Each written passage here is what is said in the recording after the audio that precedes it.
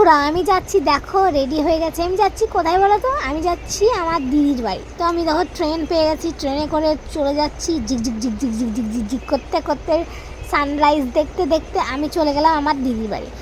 ট্রেনে কত ভিড়, আর এই যে কামরাটায় উঠেছিলাম না গাইস, একদম বাসের মতো লাগছিল আমার, খুব ভালো। কারণ আমার কাছে ভিডিওটা নেই, থাকলে আমি তোমাকে দেখাতাম। যাই হোক, আমি স্টেশন থেকে নেমে পড়লাম, তো একটু ফান মারার জন্য ভিডিওটা অন করলাম। দেখতে পাচ্ছ কাটোয়া জংশন নেমে পড়লাম। জেঠুমা বললো মিষ্টি নিয়ে একটু, যেহেতু জেঠুমার বেয়াই বাড়ি, তো মিষ্টি নিল। আমি আমার দিদির ছেলে মেয়েকে একটু আদর করে নিলাম, ওরা আমাকে আদর করে নিল। দিদি মিষ্টি দিয়েছিল, দিদি বলছে আমি যদি তোকে মিষ্টি না দিই তুই বলবি।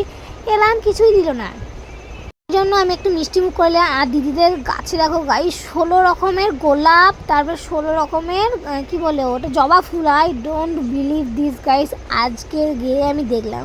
তো আমার দিদি মেয়ে গান শিখছে স্যার এ গা মা করে, আর আমি ওদের দেখো টিচার হয়ে যাই, আমি যাই পড়া কর এসব করছিলাম, ঢং করছিলাম, ওদের সাথে মজা তামাশা করছিলাম। এরকম করতে করতে সন্ধ্যাটা বেশ কাটালাম। তারপর দিদি চলে গেলাম। এটা হচ্ছে আমার জামাইবাবুর দোকান, বিশ্বাস ক্লথ হাউস, ঘুটকিপাড়া। দেখতে পাচ্ছ? কারো কেউ যদি আমার ভিডিও কাটোয়া থেকে দেখছো, তাহলে অবশ্যই আমার জামাইবাবুর দোকানে এসো, আমি নাম্বার দিয়ে দেবো, ফোন নাম্বার, ঠিক আছে? চলে এসো। আর এটা দেখো আমার দিদির ছেলে তোমার মাল দেখাচ্ছে কাস্টমারকে।